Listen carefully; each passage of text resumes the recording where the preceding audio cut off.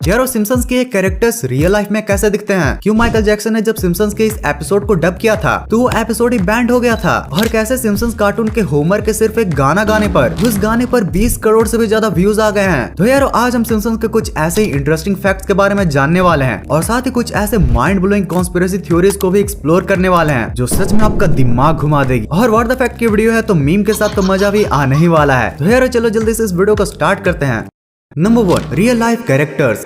वैसे यार अगर आपने सिम्पसन्स देखा है तो आप नेड फ्लैंडर्स को तो जानते ही होंगे। अच्छा अब आप ये बताओ कि ये चेहरा कुछ जाना पहचाना सा नहीं लगता? भाई अगर ब्रेकिंग बैड में तुमने ब्रायन क्रिस्टन को देखा होगा तो मुझे ज्यादा बताने की जरूरत नहीं है। अब ऐसे ही सिम्पसन्स के मिस्टर बर्न्स भी रियल लाइफ में कुछ ऐसे दिखते हैं। एंड इसके बाद आप कुछ इन कैरेक्टर्स के रियल लुक लाइक को भी देख सकते हो। वैसे आपको ये तो पता ही होना चाहिए कि सिम्पसन्स में जो 750 से ज्यादा कैरेक्टर्स हैं उनमें से मोस्टली को रियल लाइफ बेस्ड पर्सन से ही बनाया गया है। और भाई मुझे बताने की जरूरत ही क्या है, इन इमेजेस को ही देखकर आप समझ गए होंगे। Number 2, band episodes. अब देखो यारो सिम्पसन्स की कॉमेडी तो अच्छी है लेकिन उससे भी ज्यादा उसे फ्यूचर प्रिडिक्ट करने के लिए जाना जाता है और उसके साथ ही ये कई बार काफी वाइल्ड चीजें भी दिखा देते हैं और इसी वजह से उनके कई एपिसोड्स बैन भी हो चुके हैं और साथ ही उनको बहुत ज्यादा हेट का सामना भी करना पड़ा है। जैसे स्टार्क रेवरिंग डैड नाम का एक बहुत ही पॉपुलर एपिसोड था जिसमें एक आदमी होता है और वो ऐसे प्रिटेंड करता है कि वो माइकल जैक्सन हो। Lisa, it's your birthday. I wish you love and goodwill. और कमाल की बात तो ये थी कि इस कार्टून कैरेक्टर को खुद माइकल जैक्सन ही आवाज दिया था। लेकिन आपको पता ही होगा कि माइकल जैक्सन पे असॉल्ट के केसेस लगे थे जिस वजह से इस पूरे ही एपिसोड को वापस ले लिया गया था, यानी कि इसे कहीं पार्टिकुलरली बैन नहीं किया गया था, बस इस पूरे एपिसोड को एयर करने से बैन कर दिया गया था। और अगर आप इसे अभी भी इनके ऑनलाइन ऑफिशियल साइट पर ढूंढोगे तो आपको कुछ नहीं मिलने वाला। और हाँ 30 मिनट ओवर टोक्यो वाले एपिसोड को तो हम भुला भी नहीं सकते, इसमें तो भाई इन्होंने हद ही पार कर दी थी। इस एपिसोड में ऐसा दिखाया जाता है कि होमर जब जापान पहुंचता है तो उसके पास वापस अमेरिका जाने के कोई पैसे ही नहीं बचते हैं, इसलिए अब उसको वापस जाने के लिए गेम शो में पार्टिसिपेट करना पड़ता है और यहीं से ही पूरे एपिसोड का रेसिज्म स्टार्ट होता है। इसमें जापान को काफी ज्यादा रेसिस्ट तरीके से दिखाया जाता है, जैसे कि हेलो किटी फैक्ट्री में दिखाया जाता है। लिटरली जापानी जिंदा कैट को ही जला रहे हैं। और उसी के साथ जापान में पोकेमोन के एक एपिसोड को देखकर 600 से भी ज्यादा बच्चों को इपिलेप्टिक सीजर आया था जिसको भी मॉक किया जाता है। और ऐसे ही काफी सारे रेसिस्ट सीन और रिमार्क्स को दिखाया जाता है जो कि भी ऑब्वियसली किसी भी देश को पसंद तो बिल्कुल भी नहीं आएगा और इसलिए जापान और साउथ कोरिया में इस एपिसोड को ही बैन कर दिया गया था।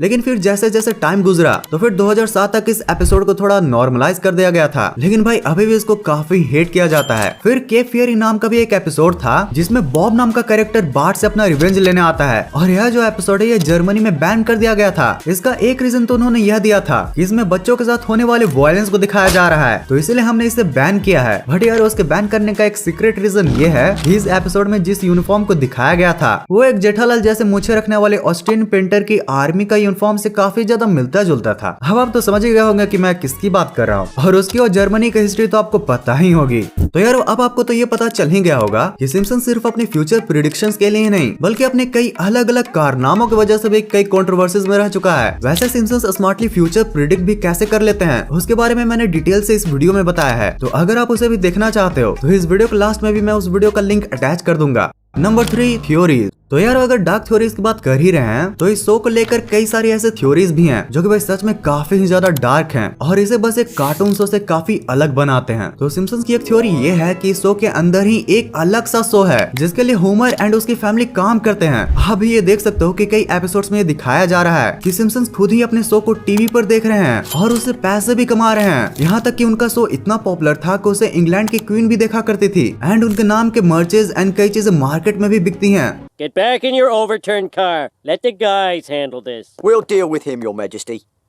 Your Majesty. वैसे सिम्पसन्स के अगर आप पक्के वाले फैन हो तो आपको ये तो पता ही होगा कि आम फैमिली के जैसे ही सिम्पसन्स में होमर की फैमिली भी एक सिंपल सी फैमिली है। मतलब कि इस शो में किसी को भी साइकिक या फिर एक्स्ट्रा ऑर्डिनरी पावर्स नहीं दिए गए हैं। बट अगर आप सिम्पसन्स के पक्के से भी बड़े तगड़े वाले फैन हो तो आपको ये भी कहीं ना कहीं पता ही होगा कि बार्ट जो कि होमर का बेटा है तो कई बार टेलीपैथी की पावर को यूज करते हुए दिखाया गया है। Pick up Bart.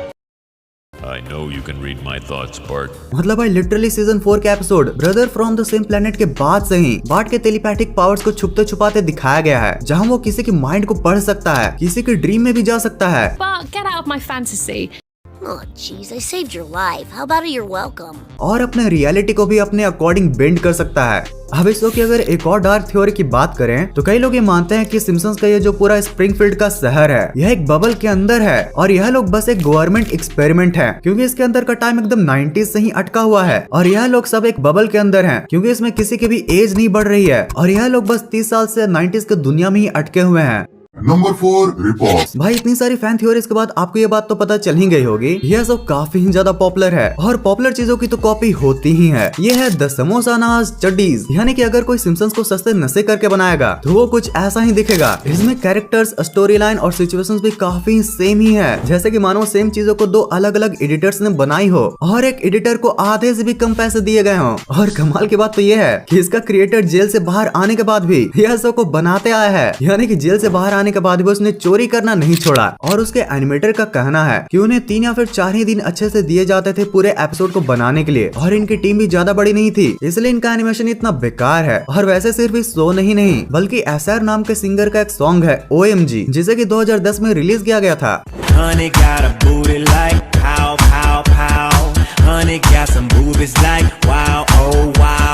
एंड भाई इस सॉन्ग में जो टोन है वो सिम्पसन्स में होमर के 2003 में गाए गए एपिसोड के सॉन्ग से ही काफी ज्यादा मिलता जुलता है। Christmas in December, wow, wow, wow, give me tons of presents, no, no, no.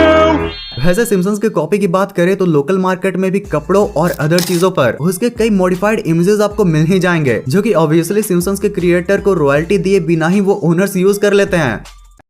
तो यार अब इतने इन्फॉर्मेशन के बाद कुछ मजेदार मीम्स तो बनते हैं ना। आज इस इंटरव्यू में पता चल ही गया कि कुत्ते गाड़ियों के पीछे क्यों भागते हैं। क्या आप बता सकते हैं कि आप गाड़ियों के पीछे क्यों भागते हैं? ये तो नहीं पता भैया, हमको पापा चाचा लोग सब भागते हैं तो हम भी भागने लग जाते हैं और कहते हैं कि हमारे यहाँ प्रथा है।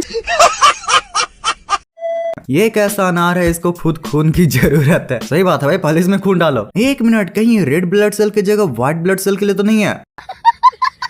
All kids watch nowadays is Brain Rot, an actual TV show from 2011.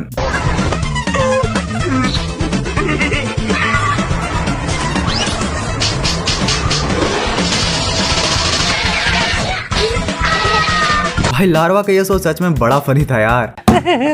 Ends भी लाइक हम क्यों खाना लेने जाए, हम भी ऑर्डर करेंगे।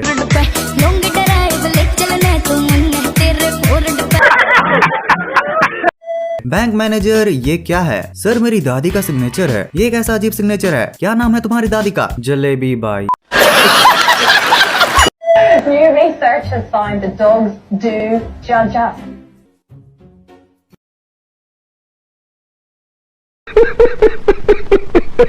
भाई डॉग भी लाइक, अरे तुम्हें नहीं पता आजकल की मीडिया बहुत बिकाऊ हो गई है भाऊ। Me and bro standing in front of class during a presentation that we made in 10 minutes.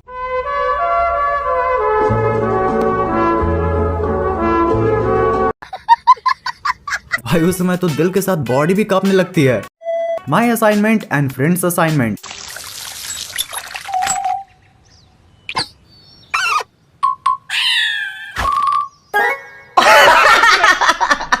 He is embarrassed for a lifetime.